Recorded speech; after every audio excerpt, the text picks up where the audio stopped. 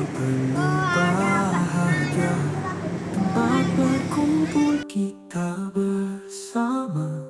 Arisan persaudaraan padang bujur.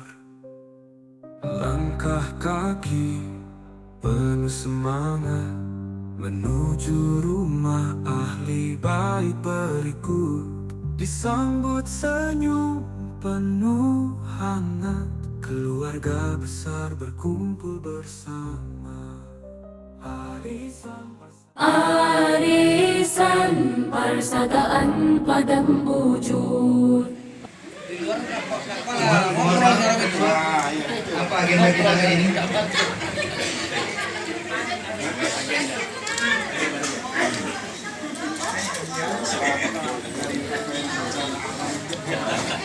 Terus katanya tadi ada acara khataman. Gimana itu? Nah, sempat lagi atas ini. Udah sore. Tempat aja Rencana khataman untuk almarhum kan dua. mungkin di sini apa di sana jadwalkan dari hari Makan aja lah man. barang dari sini Ada apa banyak acara. itu mau di promo mau di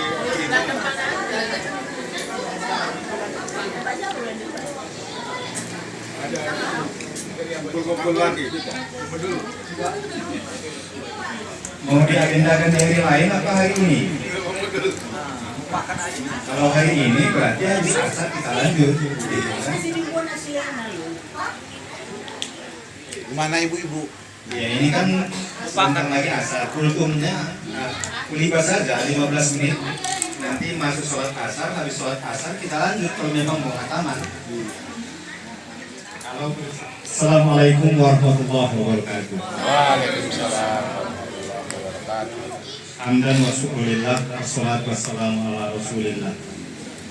Yang pertama, mari sama-sama kita panjatkan puja dan puji syukur kehadirat Allah Subhanahu wa taala, karena pada siang hari yang berbahagia ini kita masih diberikan kesempatan, diberikan kesehatan untuk berkumpul di rumah yang berbahagia ini dalam rangka menjalankan rutinitas kita, perkumpulan arisan padang bujur anak buah corona. Allahumma sholli ala Muhammad wa ala ali Muhammad. Salawat dan salam mari sama-sama kita sanjungkan kehariban baginda kita Nabi besar Muhammad SAW, yang mana beliau adalah suri tauladan bagi kita umat manusia, khususnya umat Islam yang telah menyelamatkan kita dari alam kejahilan ke alam iman. Yang kami hormati Opung Sugirin Siregar sebagai ketua perkumpulan kita, perkumpulan pengajian padang bujur anak corona. Yang kami hormati Pulang Sawal sebagai sesepuh kita di sini yang menjadi pembimbing dan pembina kita sehingga pengajian kita ini tetap guyup. Yang kami hormati bapak-bapak dan ibu-ibu yang hadir pada siang hari yang berbahagia ini, yang tidak bisa kami sebutkan namanya satu persatu, namun tidak mengurangi rasa hormat dan cinta. Bapak-bapak dan ibu-ibu, apa yang paling hangat untuk kita bicarakan pada saat ini? Ya, apa yang paling hangat kira-kira? Musibah, secara umum musibah. Sekalipun mungkin kita yang hadir di sini hanya sebagian kecil mungkin yang kena musibah secara langsung. Tapi di sekitaran kita Pulau Sumatera, terutama Aceh, Sumatera Utara, Sumatera Barat, sangat luar biasa musibah yang menimpa saudara-saudara kita 2 minggu atau bulan-bulan terakhir. Yang mungkin kita di sini tidak bisa berbuat apa-apa, kecuali hanya mendoakan agar saudara-saudara kita diberikan ketabahan, diberikan kekuatan iman, sehingga saudara kita jauh dari sifat kufur akibat musibah dan bencana yang menimpa saudara-saudara kita. Jadi cocok nggak kita bicarakan musibah saat-saat seperti ini? ada tahapannya sebetulnya. Contohnya gini, kalau ada orang yang tenggelam di sungai, apa yang pertama kita lakukan? Bantu. Cocok nggak kita mengajarkan cara berenang kepada orang yang lagi kelelap di sungai? Nah, jadi anggur dibasahi tahun, memoga-moga dongaron. Matakan yang buat jinjang daro kita sedar. Maka harus jalan langit. Makanya belajar berenang, kita nasihati dia dari darat. Cocok nggak itu? Nggak cocok. Karena yang paling penting itu aksi nyata.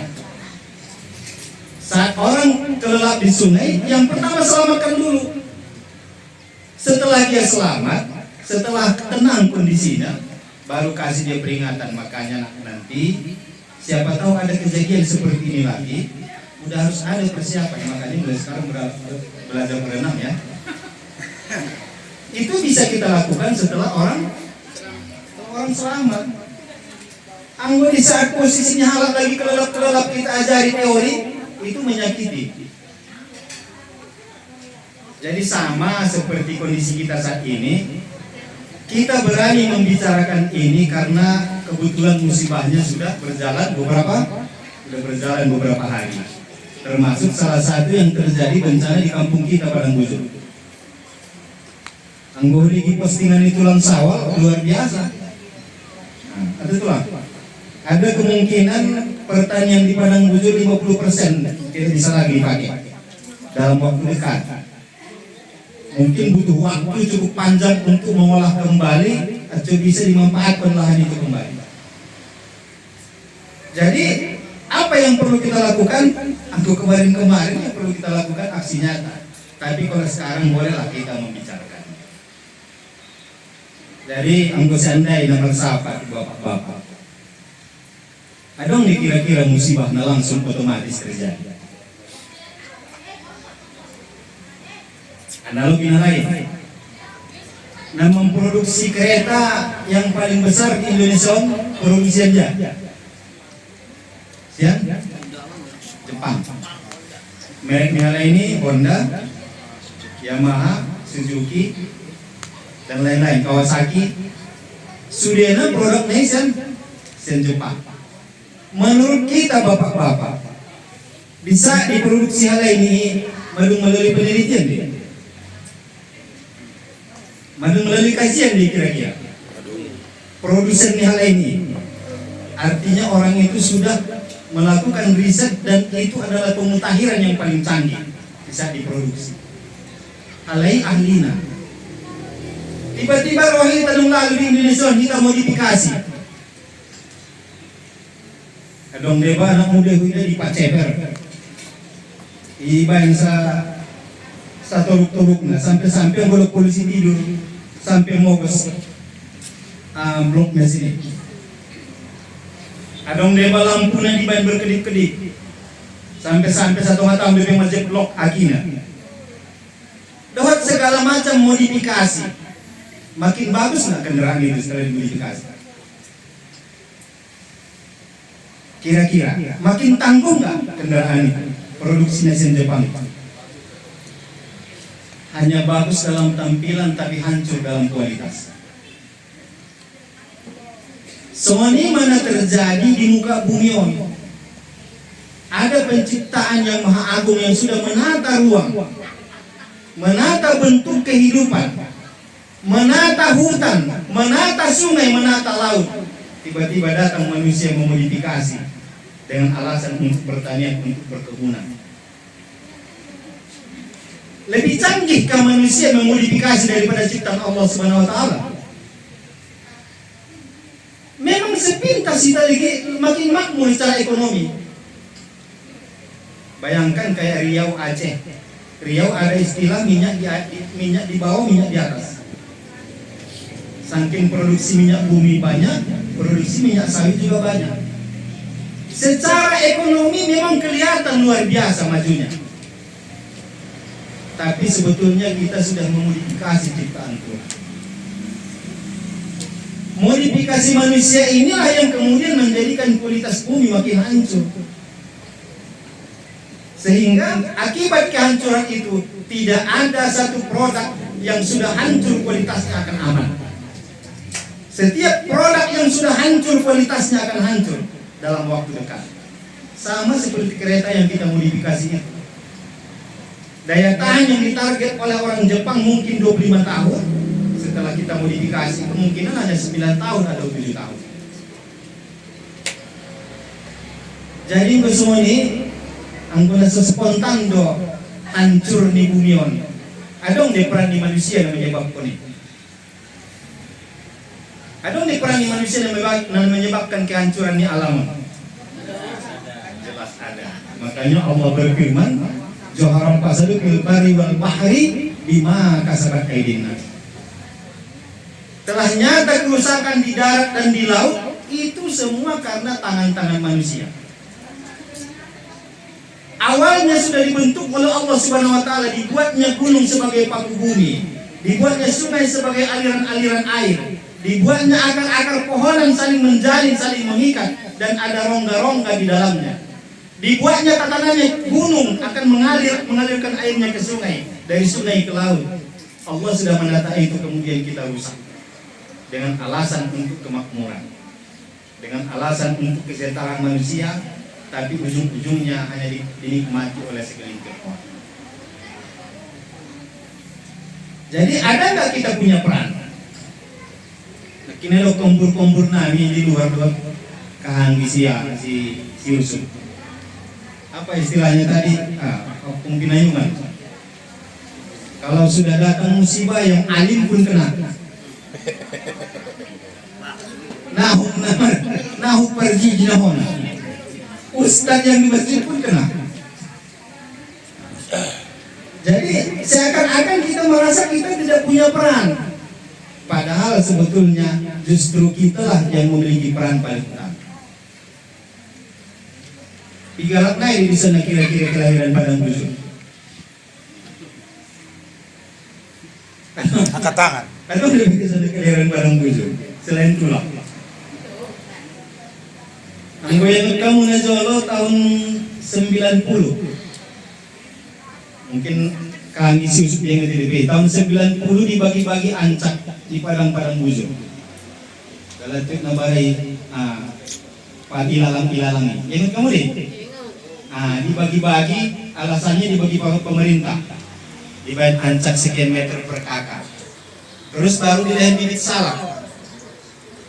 Mungkin dilahan bibit salak, disuruh ditanam malah kampung. Tulang masih di kampung aku udah perantau. Disuruh ditanam, tapi tidak disupport dana. Dilihat saja bibit. Alasannya agar ada kepemilikan lahan. Ada suratnya. Mungkin yang punya agenda sudah tahu. Ini nanti nggak bakalan berjalan. Bagaimana mungkin orang kampung bisa berkebun tanpa modal? Tapi surat sudah dibentuk. Udah ada surat, udah ada legalitas. Sehingga setelah ada legalitas ini, beberapa tahun kemudian bisa diperjualbelikan tanah adat itu. Siapa yang menjual? Ya orang kita, orang kampung Padang Bujur. Bahkan pada saat itu dengan bangganya orang Padang Bujur menganggap dapat uang cuma-cuma. Padahal kalau seandainya tidak ada surat, tidak dilegalitaskan, tidak dibuat kepemilikan, itu tidak bisa diperjualbelikan karena tanah adat. Tapi dirancang sedemikian rupa seakan-akan untuk mensupport masyarakat. Dikasih lahan, dikasih bibit salak. Sama seperti sekarang di Napa. Donok tuh barang sinyalnya itu. Tinggal berapa persen lagi orang Padang Bujur yang punya lahan di sini. Semua sudah dijual dengan alasan mentugas alam. Ada nggak kompromi, ada nggak berembuk orang Padang Bujur untuk memikirkan bagaimana efeknya suatu saat kalau itu sudah dimiliki orang? Saya rasa pada saat dulu orang kampung tidak ada yang berpikir hanya menikmati uang yang didapat.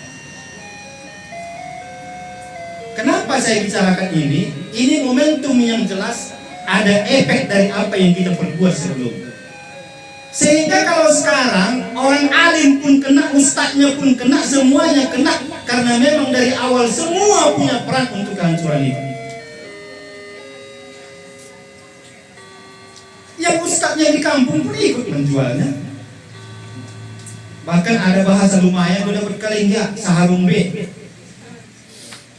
Ini katanya ada tahap kedua, yang ada gambarannya tanah kita. Tahap keduanya. Bisa nggak kita bertahan? Nggak bisa. Karena semua orang kampung sudah menjual. Kalau seandainya keluarga saya tidak menjual pun, itu tidak akan bisa kita miliki lagi. Karena sudah dikuasai korporasi. Kapan itu bisa kita pertahankan? Apabila orang kampung memiliki pandangan masa depan. Nah, tapi sekarang siapa yang punya tanah lagi Padang Bujur dari arah Tikus Jam Malam ke atas? Sudah nggak ada, sudah habis dijual untuk gas alam. Sekarang kita lihat orang kampung menjerit akibatnya, sawah 50% hancur. Bukan mau menghakimi, tapi masih ada kesempatan untuk memperbaiki. Kalau sawah kita 50% hancur, berarti masih ada 50% yang bisa dipertahankan. Dan kembalilah kita kilas balik apa yang kita lakukan sebelumnya. Itu satu. Yang kedua, kalau seandainya ada sekumpulan tikus lagi musyawarah untuk mencari pemimpin, ada rapat tikus nih musyawarah untuk mencari pemimpin, padahal di sekitaran mereka ada anjing, ada kucing. Di saat rapat tikus ini, tikus memilih pemimpin itu anjing atau kucing atau tikus juga. Siapa yang dipilih orang itu jadi pemimpin mereka? Kan yang kompromi tikus nih, lagi kumpul tikus nih mau mengangkat kepala desa contohnya. Di saat orang itu rapat, di sebelah ada anjing juga, ada kucing juga. Menurut kita, kumpulan tikus ini memilih pemimpin dari kalangan tikus atau dari kalangan kucing? Jelas dari kalangan tikus. Kenapa? Karena orang itu merasa satu karakter, memiliki persamaan, memiliki jenis makanan yang sama, memiliki tabiat yang sama, sehingga tidak mungkin tikus memilih pemimpin seekor kucing atau seekor anjing.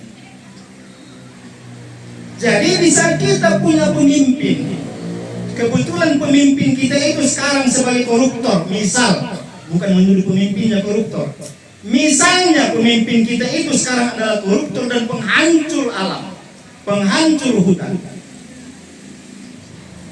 Siapa yang memilih dia? Jelas yang memilih dia juga yang memiliki karakter yang sama.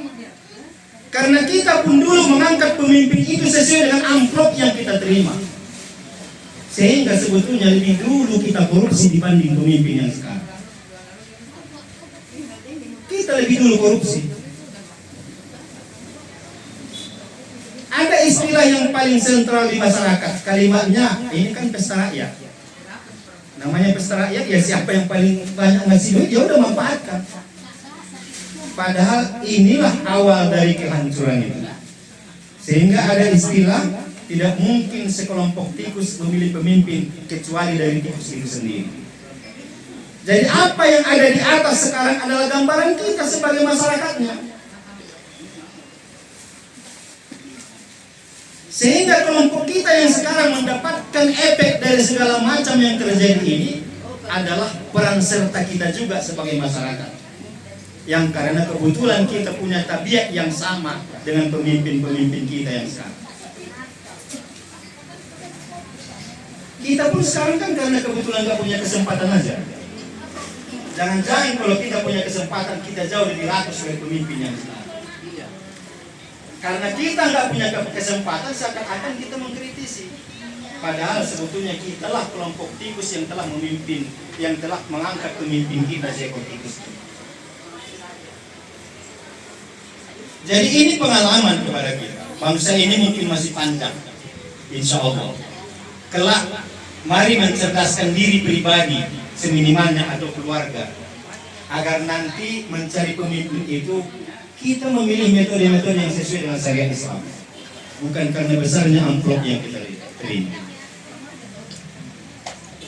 Karena itulah kalau ada bencana yang menimpa satu daerah, kenapa semuanya jadi kena?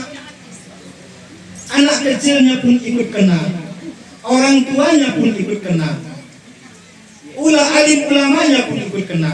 Karena semua proses terjadinya bencana ini, kita semua sudah menerima manfaat di awal.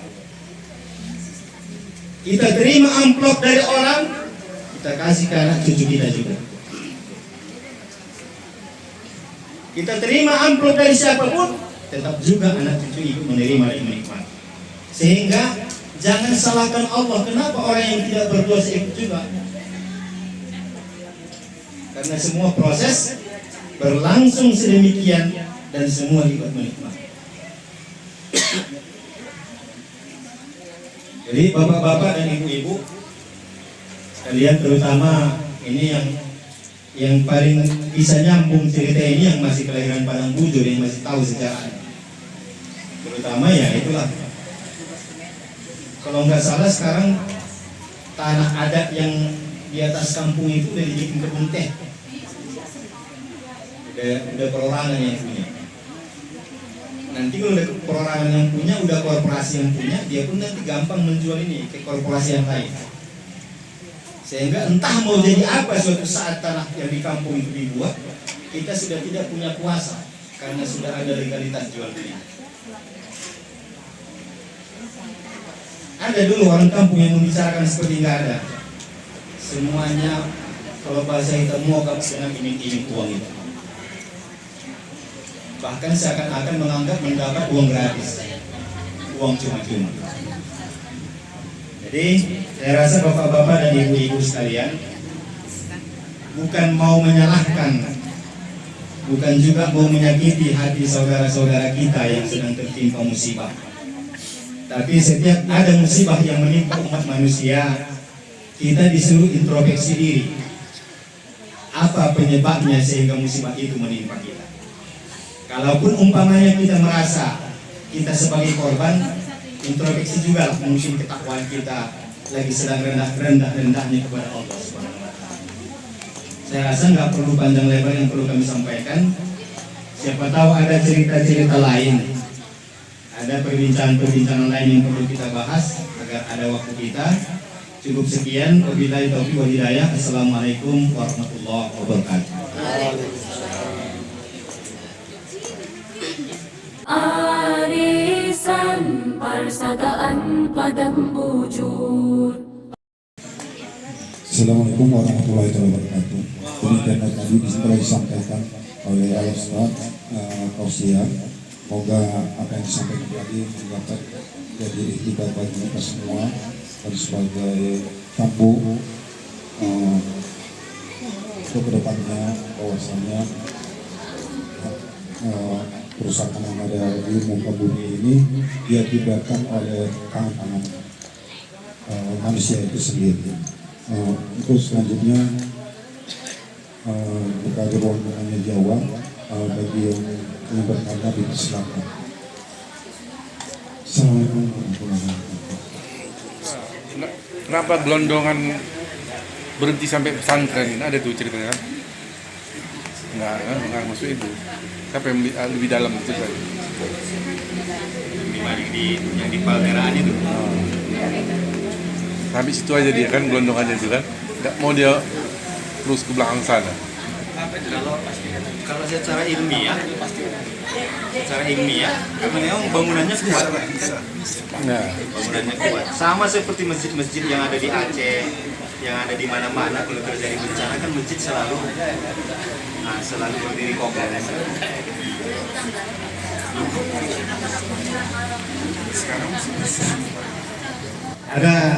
Ada apa kejadian memang, kalau nggak salah daerah Palmerah ada di mana itu ada pesantren yang jadi benteng untuk kampung di belakangnya.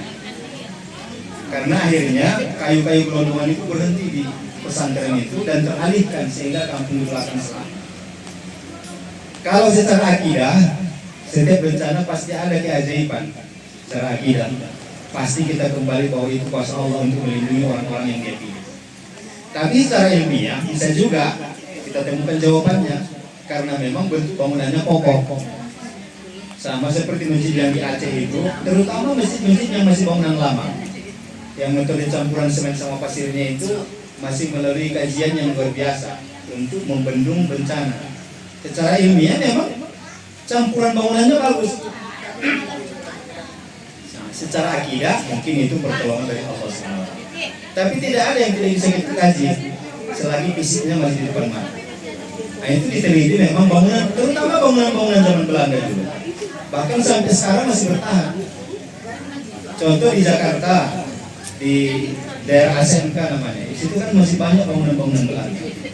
Sehebat-hebatnya bencana pun di situ yang lapuk bangunan-bangunan baru. Bangunan-bangunan Belandanya tetap kokoh. Kenapa?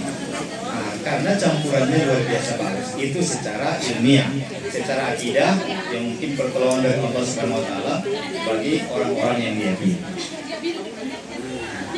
Assalamualaikum warahmatullahi wabarakatuh.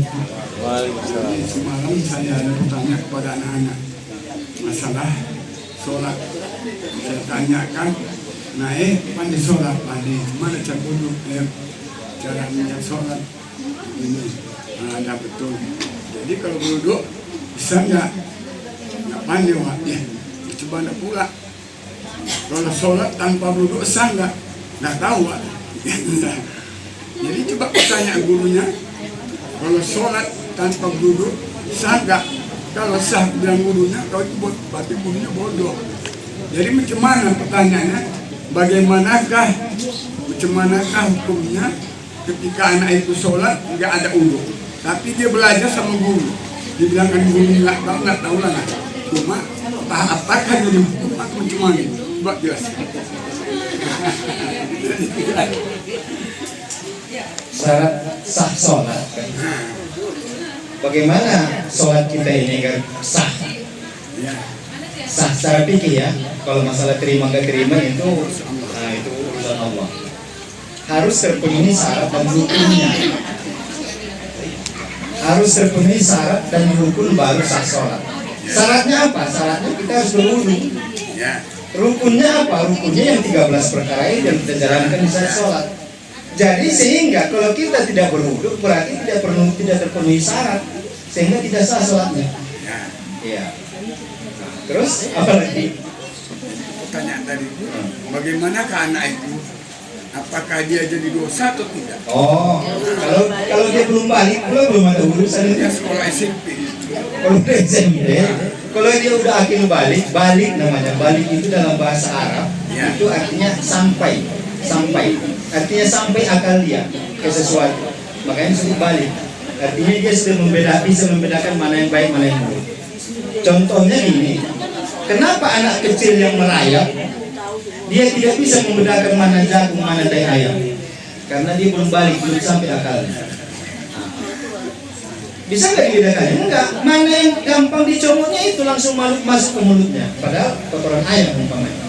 Itu makanya dinamakan orang itu belum balik. Jadi kalau udah balik, dia udah sampai akalnya membedakan mana yang baik, mana yang buruk. Disitulah saatnya dia sudah menanggung dosa pribadi. Kalau tadi dia sholat tidak terpenuhi syaratnya, nggak sah sholatnya. Dia sudah menanggung dosa sendiri. Jadi macam mana yang masalah gurunya itu dia mengajarkan? Itu makanya gini, ada perbandingan. Saya nanya sama udah ini, umpamanya, ini dari alat tersebut muda. Kata saya sama udah ini bilang belok kanan mah. Kita belok kanan kan? Padahal sebetulnya jalannya salah. Kita nyasar gara-gara itu, nyasar gara-gara petunjuk dari udah ini. Apa yang kita terima pada saat nyasar itu dikumulatifkan sama Allah untuk ditimpakan kepada udah ini. Itu yang dimakan dengan dilun, sesat lagi menyesatkan. Jadi kalau saya mengajarkan sesuatu yang salah kepada murid ini melakukan kesalahannya cuma satu. Tapi kesalahan guru itu diakumulasikan dengan kesalahan si anak. Maka dosa dia itu berlipat-lipat, makanya jadi guru bukan gampang. Itu. Demikian.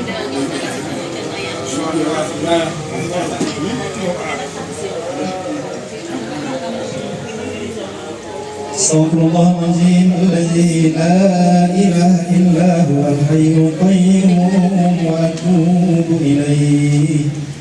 Astaghfirullahaladzim alladzi la ilaha illa huwal hayyul qayyum wa atubu ilaih. Astaghfirullahaladzim alladzi la ilaha illa huwal hayyul qayyum wa atubu ilaih.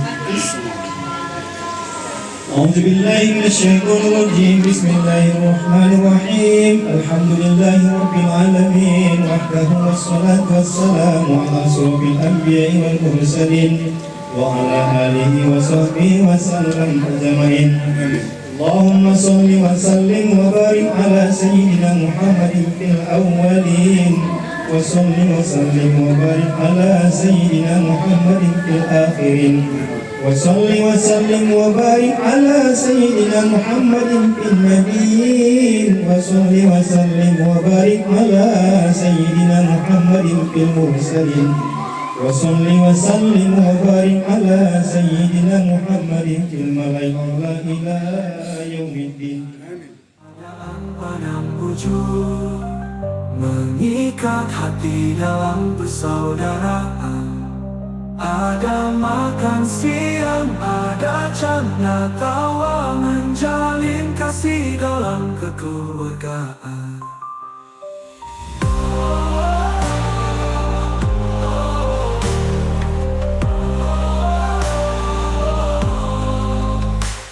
Sambutan hangat dari pembuka, lanjut mendengar tausiah penuh makna. Ustaz pun memberi siraman rohani, menyejukkan hati, menuntun nurani.